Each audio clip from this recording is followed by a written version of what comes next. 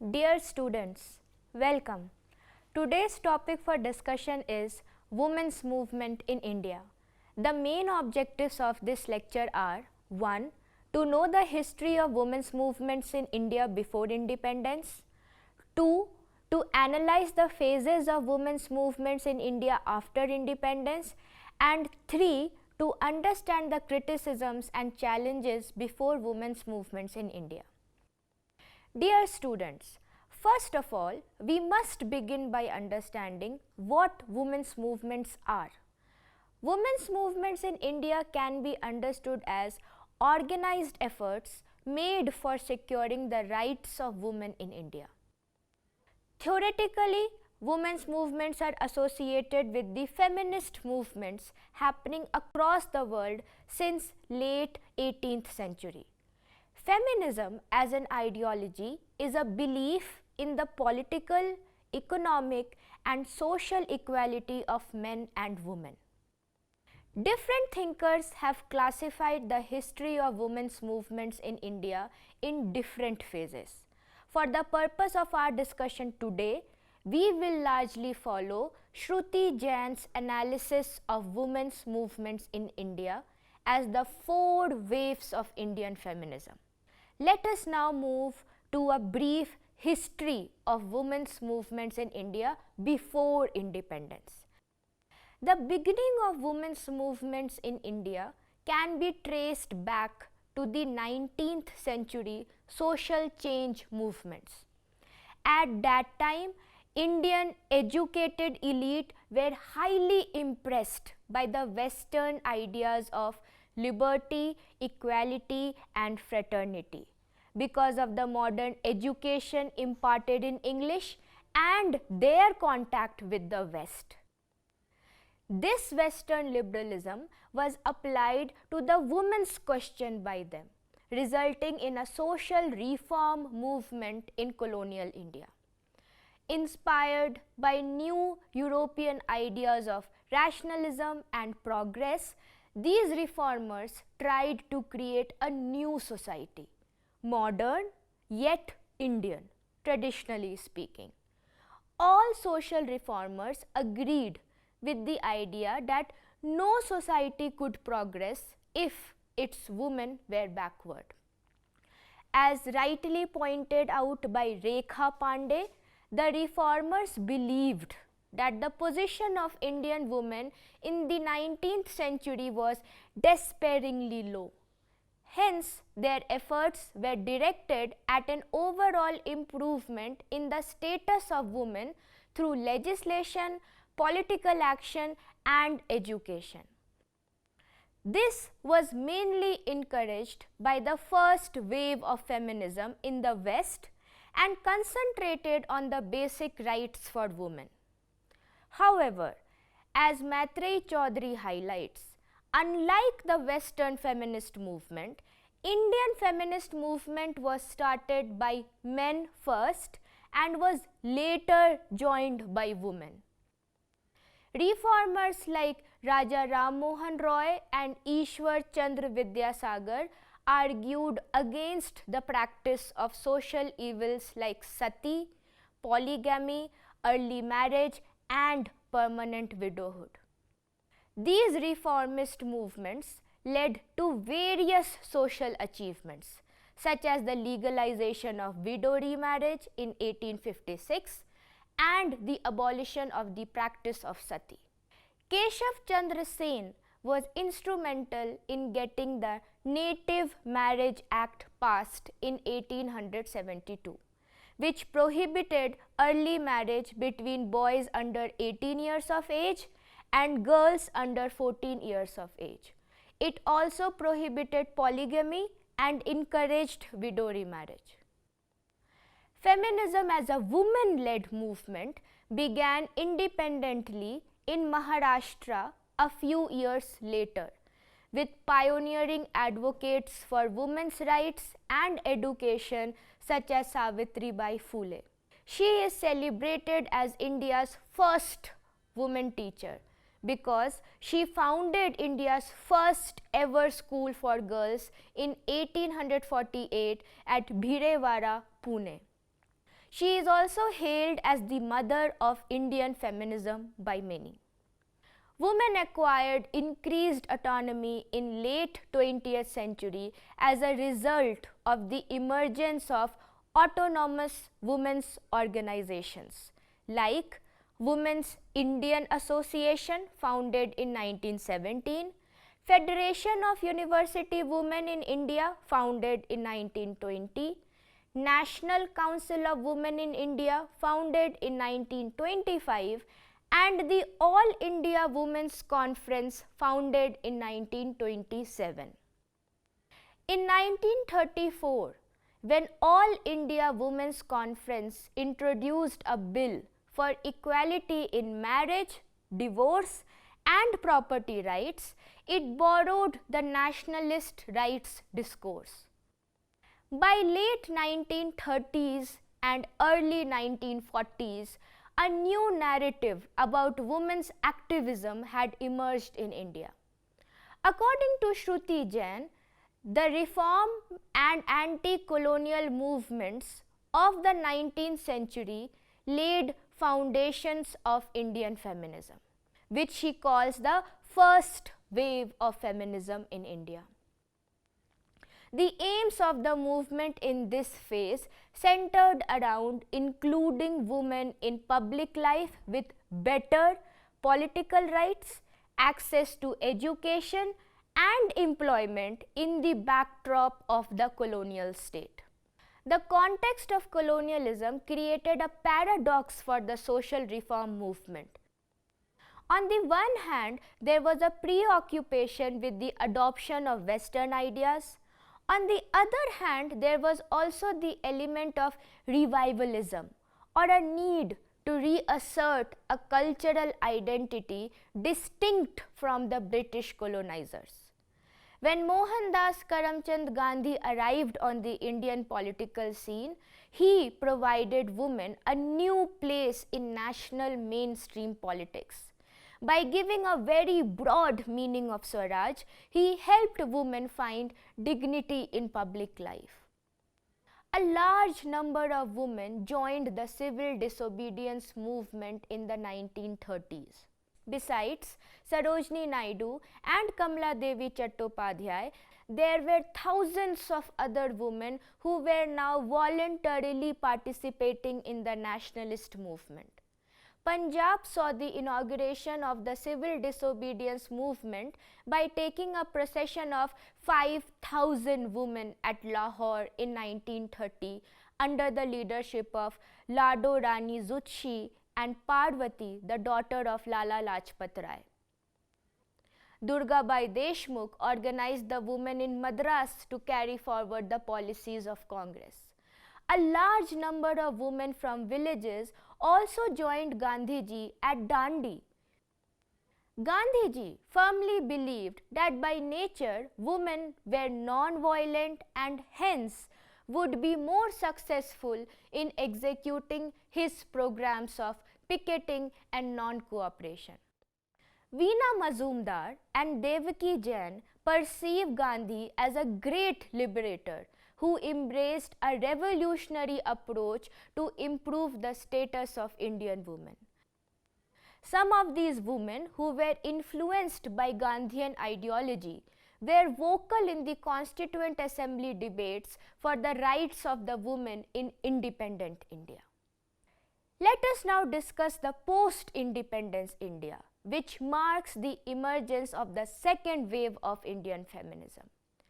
The period following India's independence is known as the post-pioneer period for women's movements. Women's participation in the freedom struggle developed their critical consciousness about their role and rights in independent India.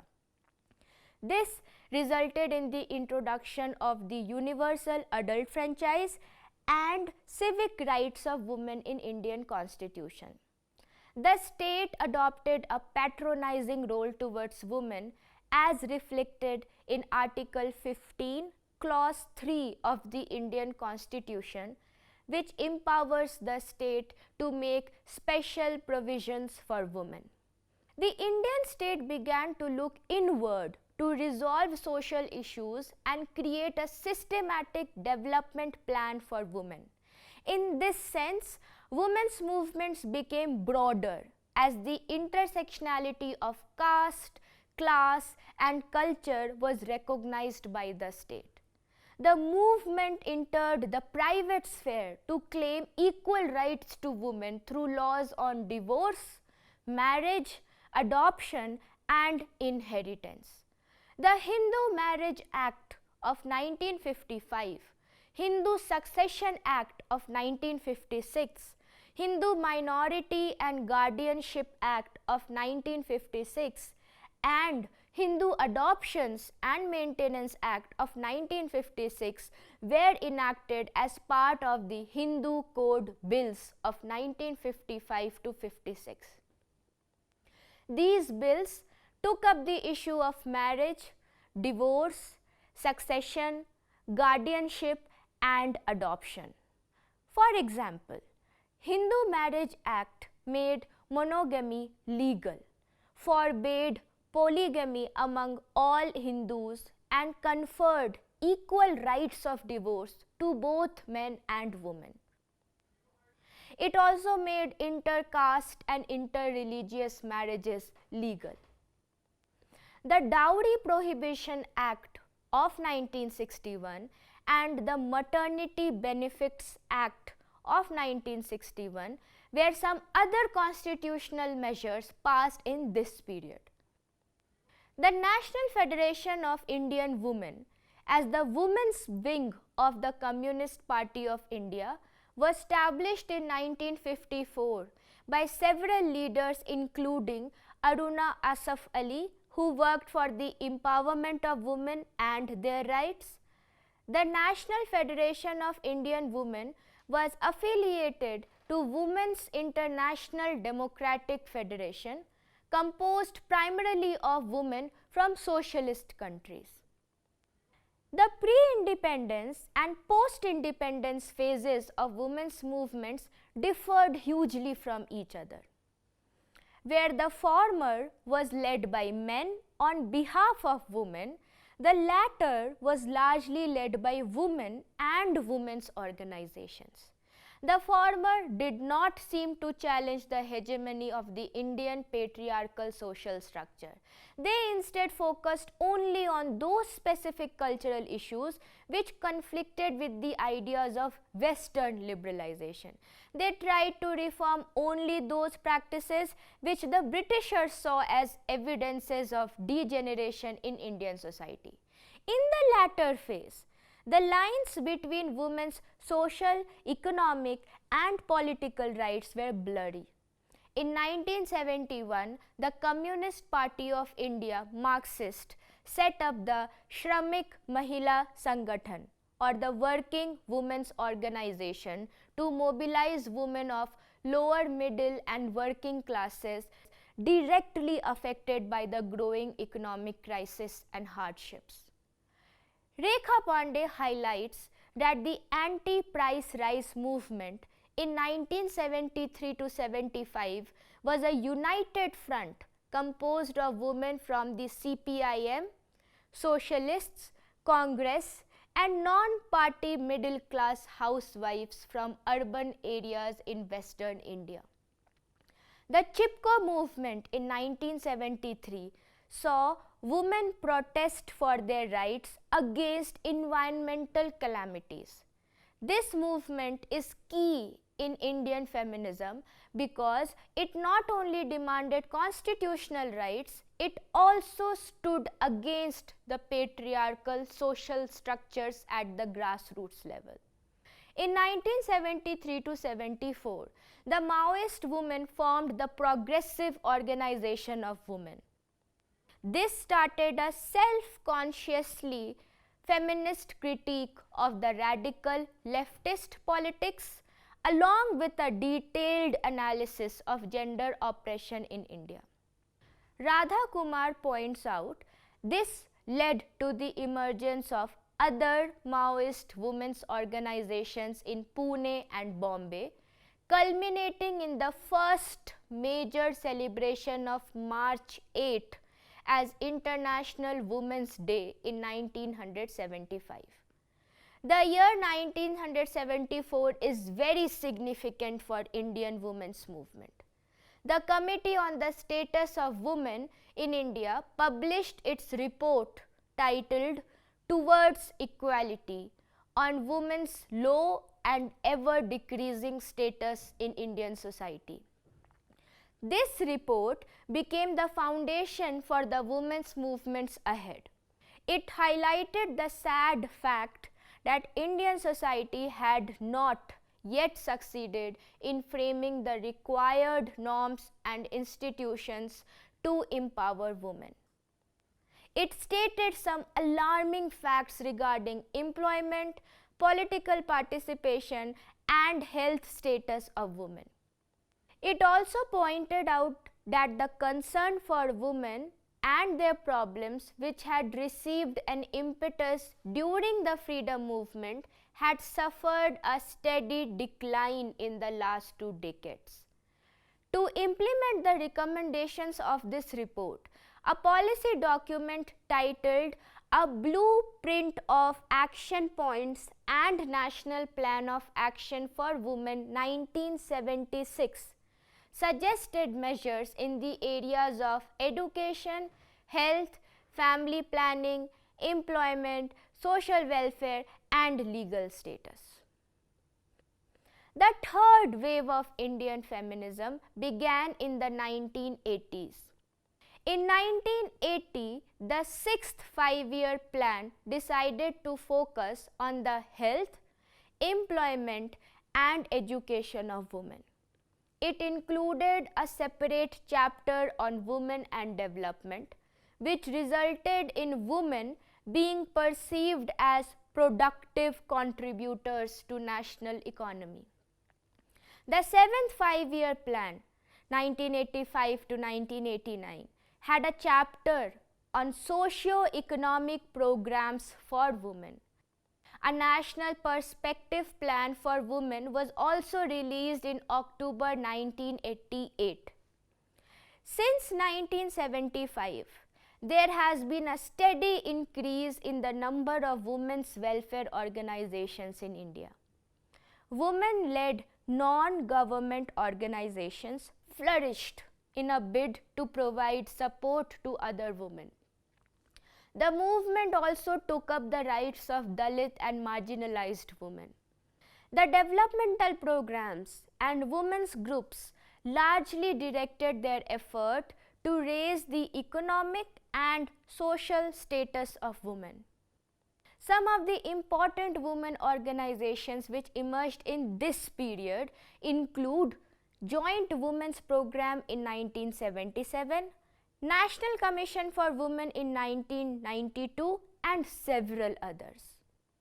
The Self-Employed Women's Association, popularly abbreviated as SEWA, is a national trade union of women registered in 1972.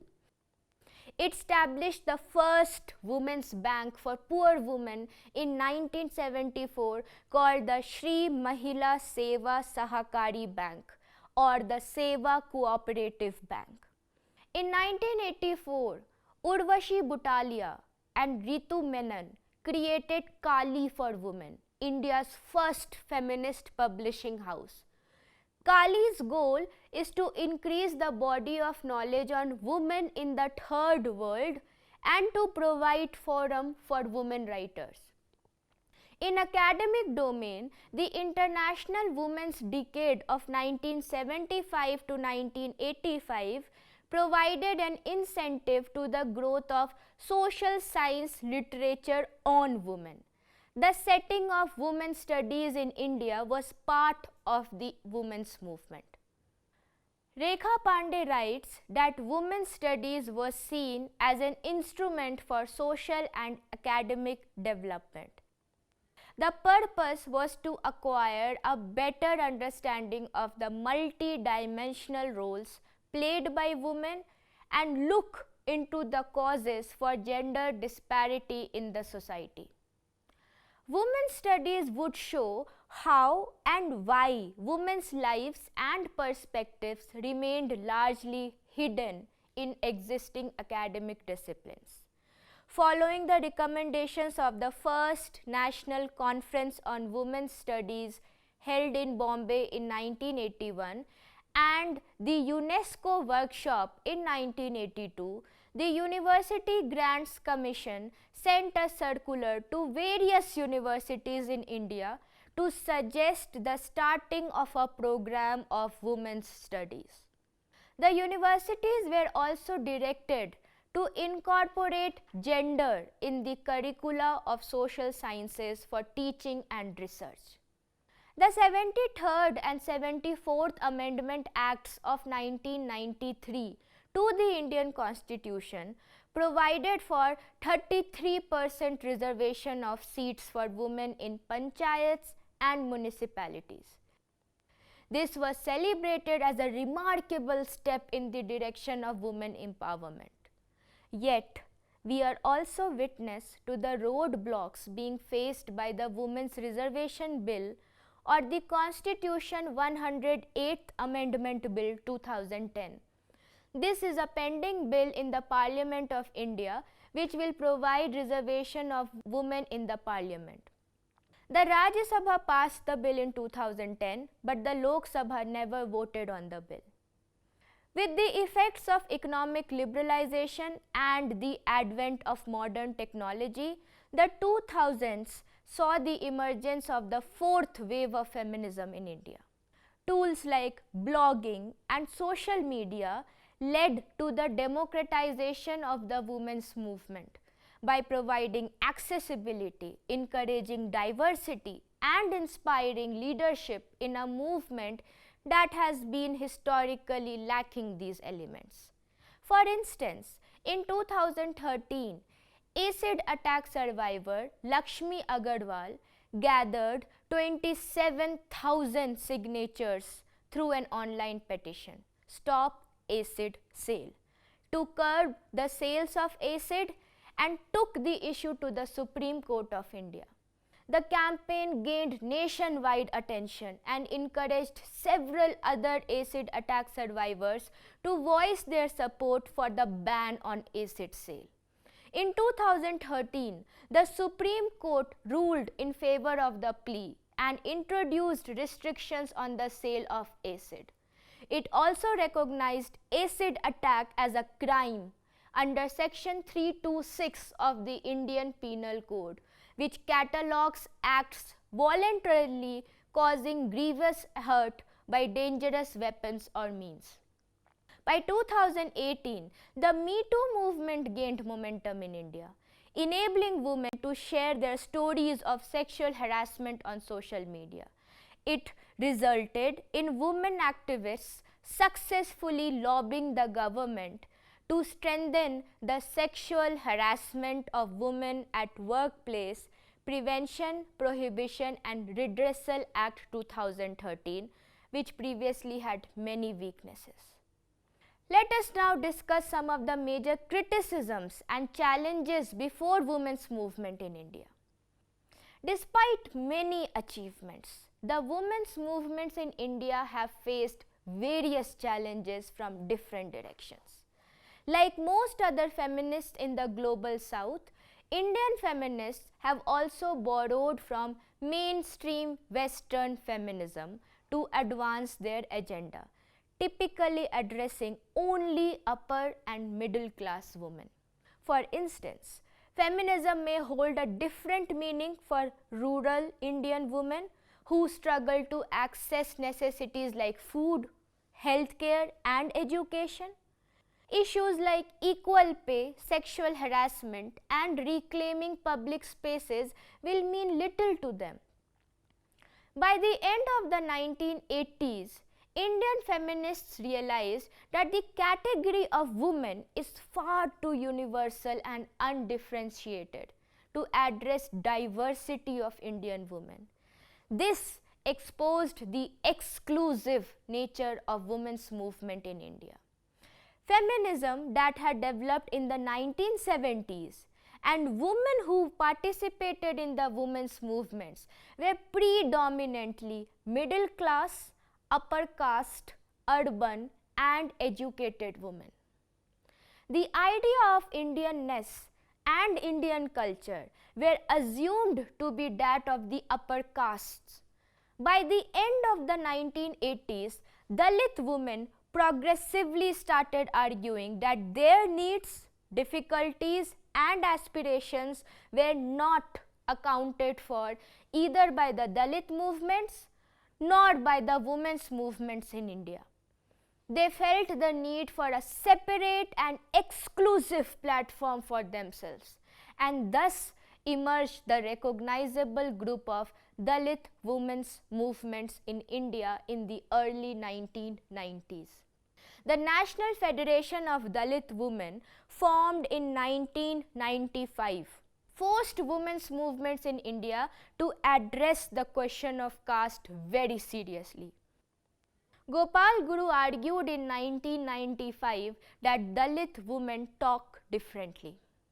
Dalit feminism is a comprehensive theory that theorizes caste and patriarchy, keeping Dalit women's experiences as central.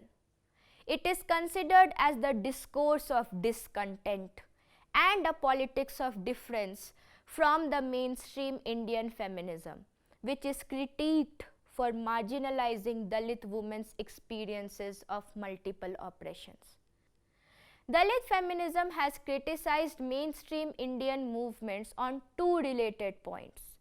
One, mainstream feminist theory neglected Indian caste system altogether, even though patriarchy plays a vital role in maintenance of caste system. Two, a universal category of women and analysis of oppression only from gender perspective failed to recognize that women's experience is differentiated on the basis of caste. Women's movements and Indian feminism was also similarly challenged by Muslim minority groups for not entirely addressing the needs of minority women. It was complained that mainstream feminism was upper caste and Hindu in its orientation and did not address the concerns of Muslim women. Conceptually speaking, the women's movement faced a dilemma: how to accommodate Muslim women's issues into broader, secular, feminist agenda and simultaneously defend their religious and cultural identity. This has been most visible in the case of the debate on Muslim personal laws in India. Placing Muslim women's issues within the boundaries of religion had further marginalized them. This led to the formation of the Awaz-e-Niswan, the voice of women, in 1987 in Bombay. Community politics or the majoritarian politics has put another challenge to the women's movement in India. The participation of women in large numbers in the Ram Janmabhoomi campaign reveals the issue of community politics. Feminist scholars argue that women are not only enthusiastic to participate in the anti-Mandal agitation, but were also fascinated by the new militant Hindutva campaign. Tanika Sarkar observed that a new kind of woman activist was thus being created who consciously wished to distance herself from the feminist activism. To conclude, the women's movements in India have been the driving force behind the long journey of Indian women from subordination to gender equality and finally to women's empowerment. The enactment of amendments to the Rape Law and Dowry Acts, establishment of family courts and women police stations, and organization of gender sensitization programs are all examples of multiple interventions made by women's movements in India. I hope you enjoyed today's lecture on women's movements in India. Thank you.